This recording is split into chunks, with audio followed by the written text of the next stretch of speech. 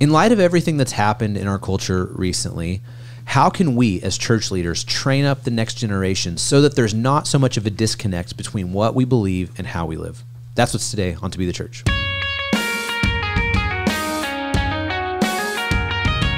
Welcome to the To Be the Church podcast, where we explore what it looks like to truly be the church in today's culture. Tyler, Ben, and Andrew here with you. Cody and Brian are behind the cameras. Fellas, how you doing? Good, man. I'm doing good. Good. So one of my favorite things about TBTC is the random crap that people give us. My favorite was, well, maybe the first thing ever anyone gave us. I'm looking for one. It might not be in here, but was the mug. You know, we said, this was before your time, Ben, back when you were a child. And it said... spoke as a child, understood as a child. Andrew said something like, does it matter how many people are in your church or how much church is in your people? And we made the statement that that should be on a mug. And, you know, a week later, that showed up. We have our Footprints in the Sand poem. There's all sorts of stuff. But we don't know who sent this one yet. But recently, this showed up in my office. It was this beautiful crown that's for Andrew. And we know it's for Andrew because it came with this card that says, "To Andrew, our King," from... the fairies. And I always forget about the King of the Fairy story until Gavin is around or Ben is around to bring it up. And it's really a nice crown. It is a nice crown. It's it'll have to find a spot here next to Damian Lillard, very sharp, Paul Washer or something like that. This feels like it's from Big Lots. Does that feel Big Lots to you? Like, that's the kind of stuff they sell at Big Lots. Really? I was thinking Dollar Tree. I was thinking Dollar Tree, but that's more than a buck, that's a little dude. too much. That's more than, dude, last time I went to Dollar Tree. It's inflation. It's like $1.25. Yeah. Like, I got like 3 things, and the lady was like, "Are you okay with our recent price increase?"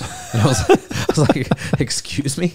And she was like, "Everything's $1.25 now." And I was like, yeah, that's fine, whatever. But I had the thought, like, what if I said no?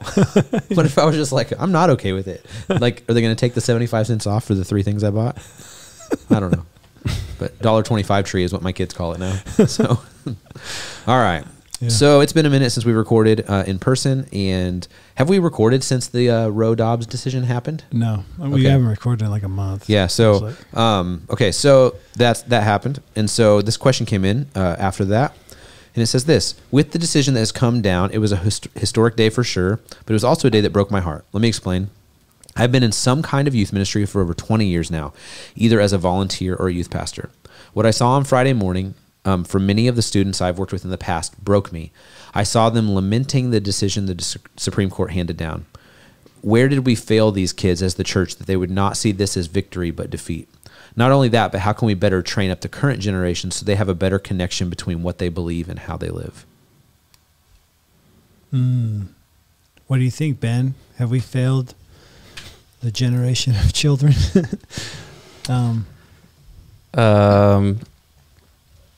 So he was seeing probably students like on social media. Sounds like he said Friday, lamenting it. Yeah.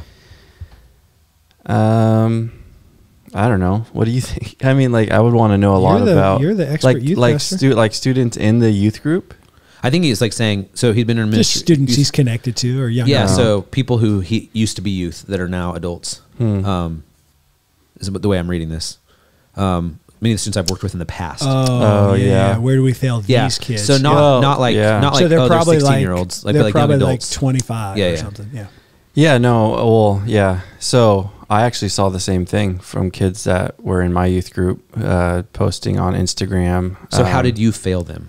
I'm just kidding. Yeah. Well, you failed them badly. No, I had some thoughts about that, like feeling sad and just like, man, because there's also students who are like walking with the Lord and doing really well, and I kind of observe them from afar, and then to see some others who have kind of adopted some unbiblical worldviews and opinions, it does make me sad because they were all in the same room, took these kids on international mission trips, retreats, spent a lot of time with them, and so did I fail them? I think I would think a lot about 1 Corinthians 3, that I planted and watered, but it's up to God to give the growth. And so that's not really like up to me. Like I don't know. We can do all we can to disciple kids, but ultimately it's the Lord. That's actually the psalm I'm preaching this week. Unless the Lord builds the house, the one who labors in vain. And so like we labor, but ultimately God does the work. And so, but another thing I'd say to that is, this might ruffle a few feathers too, is the kids I've seen that are continuing to walk with Jesus into adulthood that were in my youth group, had really solid discipleship going on at home for the most part. And I think that's a big part of it. I think ultimately it's on the parents to disciple their kids in a biblical worldview and to raise them up. And I can point to a number of instances where that wasn't happening. It was kind of just outsourced to the youth ministry, and then they go into adulthood and, they're not really doing it. So, well, let me look at this from a different angle, because when I read this question, my thought wasn't, oh, these are kids who've walked away from the faith necessarily, but rather kids who like just on this specific issue, like see this as a defeat, like a, so like from that perspective, like, how again, to his last question, how can we better train up current generations to have a better connection between what they believe and how they live, Well, I think I said on a recent podcast on one of ours that, I don't think you can disagree on abortion as a Christian thing. Like if someone really thinks abortion is okay, I would question if they're walking with the Lord. Okay. So excommunication. There's tons of other issues that, we can agree to disagree, but I like that because when you were talking, Ben, I was thinking about, and then when you said that, Tyler, like I like the angle the two of you, and I don't think you're necessarily disagreeing. You're just kind of both asking this question, but Ben, the assumption, and I think probably the assumption of this question asker, but maybe or maybe not, but your assumption of like, kids disagreeing on that issue is people more walking away from the faith, not you said a biblical worldview, right? And then Tyler, you're saying there might be aspects of kids that, lament the situation, but they're actually still walking with the Lord. They're just on that issue. They're, I would say that I think there's space for someone to be culturally deceived, to where, but still a believer. Well, yeah, and I think to where they like maybe it's the celebrities that they look up to, or just like Tyler Lockett, the receiver for the Seahawks. Did you see that? Mm-mm. He's like a pretty outward Christian, right? Tyler Lockett. He's a receiver for the Seahawks. I've heard of him. Yeah. But you've heard he's a believer, right? Maybe. I think I've always seen that, and he like puts it in his bio and everything. And he had a tweet the day after the Dobbs thing, and just like where you're like, dude, what? Where he was super lamenting it and just like, this is the worst thing that's ever happened to women, in the history of mankind or something. And you're like, oh gosh, okay. Well, and to be clear, so what makes someone a Christian is not what they believe about abortion. Like, so I'm clarifying what I said. Someone is a Christian if they've repented of their sin and put their faith in Jesus. Obviously, though, the Bible tells us a tree is known by its fruit, and like there are things that people, like a biblical worldview that I think if you're really a believer who understands and believes the Bible, you would hold to that. And so, but I agree with what you said. I think there probably are, and maybe this is what the question asker saw, there probably are some Christian young people who just have kind of gone along with the cultural narrative and don't actually understand what happened with the Dobbs decision, and are kind of just like, thinking our democracy is threatened, not realizing that it was actually giving more power back to the states and the people. And some of those things kind of just falling into that and seeing all their friends lament that, and then they just do it as well. I could see that. But I'm just saying, if someone like was really informed and researched and still disagree with it as a Christian, I'd be like, whoa, like something's not connecting there. You said the term culturally deceived. Mm-hmm. I might have interrupted you there with my Tyler Lockett comment. What keep going on that? Like the capacity for somebody to be culturally deceived on that, but still a regenerate believer. Well, I mean, I think like if let's say that you aren't in a context that talks about this, like within your church community, your family community, and the only way you're engaging with this is maybe via Instagram or something like that, or by watching just network television, you know, in the way that they talk about it. Like if someone was not well informed, they could be deceived to just believe that this is just a human rights issue for women because it's marketed that way. Oh, for sure. You know, and so if someone is deceived, like if somebody came up to me and was like, "Hey, are you for women's rights?" I'm like, "Of course I am. Like, I think women should have rights. Do you think that they should be able to kill babies?" It's like, no, that's not women's rights. That's baby rights, you know? And so, but like the way that it is, like I was talking to somebody just this past week and we were talking about it and they were saying it's such a gray area in their mind because they're anti-abortion, but they're pro-women's rights. And so they're like, I have to hold that in tension. And it's like, do you though? Well, and so, but that whole, like the cultural deception is what I'm, what I'm speaking of here. Yeah. I do think I think there's like probably a lot of people who truly love Jesus and are Christians who just have bought into a narrative that they don't know much about yet. That's good. You know? That's good, yeah. And so, I don't know. And so that makes me think of that last question there. How do we better train current generations so there's a better connection between what they believe and how they live? Because I think there are some people who are just, you know, like you said, just like not regenerate and there's no fruit. I think there's other people who there's a disconnect, and I think there is for all of us in some ways, the way what we believe and how we live. But I think that gap can be really large in young adulthood, especially in the age that we live in. Yeah, dude. I maybe we do pivot to that second question. How do we better train up the current generations? And this is that's something on this issue that, like, and this isn't just with like younger people. I'm super surprised, and I think the last few years I've been surprised a lot, and now I'm not surprised anymore by this stuff. But at sort of the worldview and the understanding of current events, the understanding of, like you said, Tyler, the kind of political jargon game, if you will, like euphemisms, something's like women's rights or something's this or whatever, right?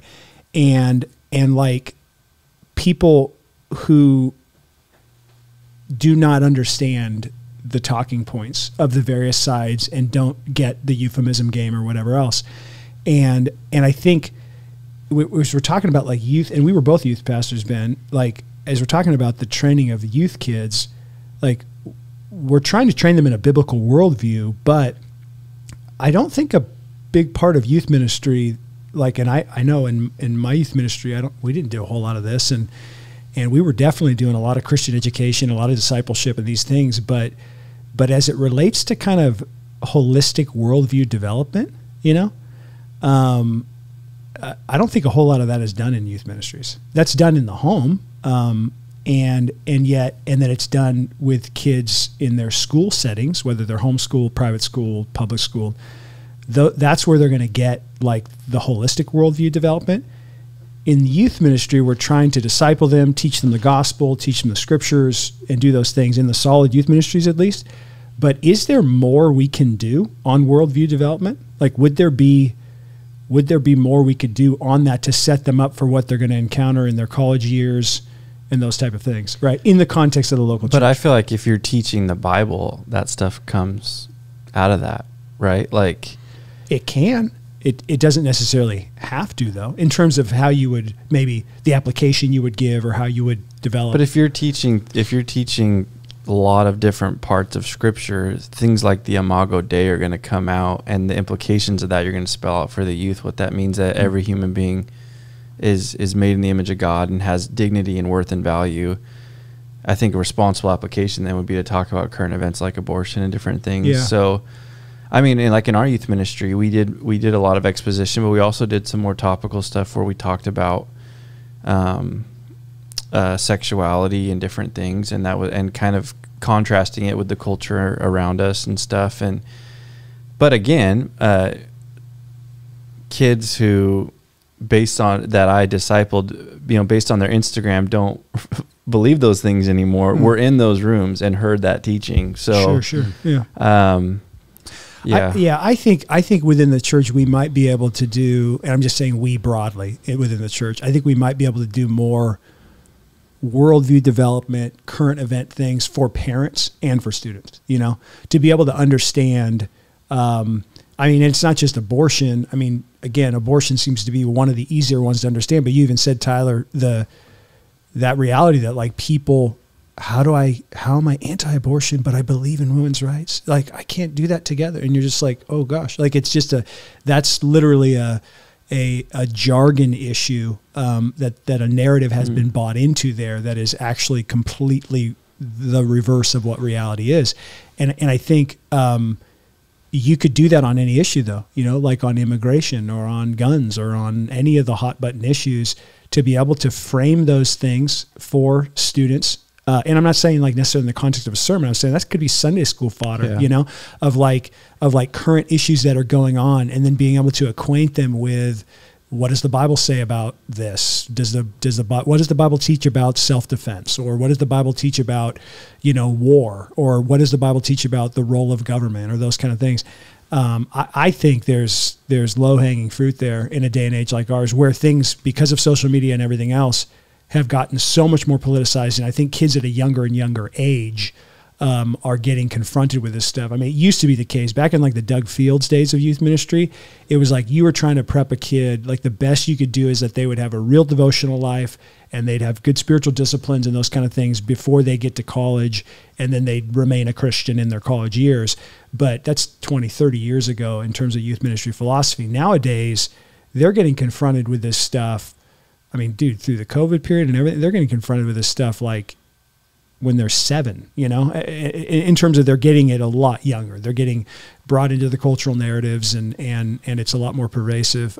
Whereas that used to be the stuff that adults thought about and argued about, but now it seems to be everywhere, right? So I don't know. Maybe that's a way that we could develop better, you know? Yeah, I agree with that. I think I heard Michael Lawrence, who's the pastor at Hinson Church in Portland, say years ago at a conference, someone asked him, it was like a Q&A, and it was about like Sunday school. And he said, don't be too cool for Sunday school. He's like, a lot of churches have gone away from having like the 2-hour model where they have Sunday school and then a main gathering.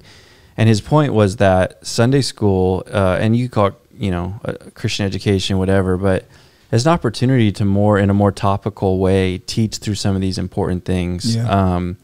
Because, you know, in a church like his and ours, you're doing consecutive exposition most of the time in the pulpit. And so that is okay, depending on what book of the Bible I'm in, whatever topics the author's bringing out, I'm going to address, but I'm not going to read in, I'm not going to do eisegesis. But in a Sunday school class, you can say, you know, we're going to do a summer Sunday school on these hot button issues. We're going to talk about transgender issues, marijuana, all these different things that people want to know about. And so, yeah, I think, and we do Sunday school at CW, and that's one of the reasons why is it gives a chance to speak to some other things that we may not get to from the pulpit. So, yeah, and that can definitely be happening in a youth setting for sure. You know, one thing you said earlier was that, you know, there's the kids who are following Jesus were in the exact same room as those who aren't, you know. I've always known that was true, but it really kind of came out not in a faith conversation, but my brother moved here a couple of years ago, and for a season they lived in our yard in their RV, and we would sit around the fire at night. They were in an RV. Yeah. We'd sit around the fire at night, and we'd just like recount things from our childhood, and it blew my mind how different our childhood experiences were. Like my brother said things like about another family member that I would have said the exact opposite. Whereas like, this person's never apologized for anything in their life. And I'm like, I can tell you like 12 times they've apologized to me. Like, you know, like just like random things like that. And it was like, again, same house, same parents, same grandparents, everything. But you know, the 3.5 years age gap plus our personalities and like the way that we're just, like our perspective on the world, like just saw things completely different. And, you know, so I think that like those who've been in youth ministry can take some comfort in that, that, you know, and again, what you said, or I guess what the Bible said, that you brought out about that we're watering. I only say what the Bible says. We're you know, it's planting and watering, but God's the one who gives the growth. Yeah, we see that day in and day out. All right, good. Yeah, well, let's go ahead and wrap this one up, and we'll see you next Friday.